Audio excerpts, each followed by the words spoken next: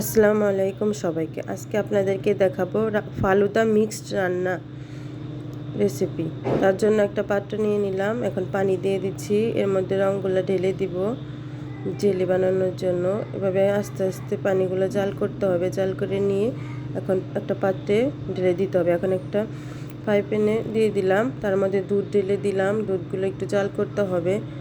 জাল করে নিয়ে এখন ফালুদা মিক্সডগুলো আছে ওগুলো দিয়ে দিতে হবে। এর মধ্যে আছে সাবুদানা, নুডলস আর অনেক রকমের জিনিস দিয়ে এখন এগুলো আস্তে আস্তে জাল করে নিচ্ছি সিদ্ধ হওয়া পর্যন্ত।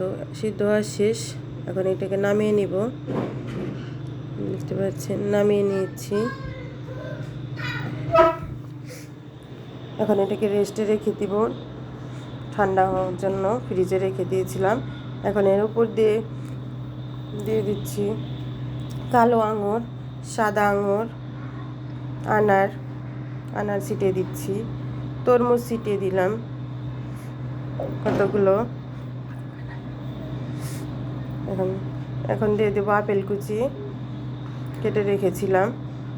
এখন কলা দিয়ে ছিটিয়ে দিচ্ছি, সবগুলো দিয়ে দিলাম আস্তে আস্তে।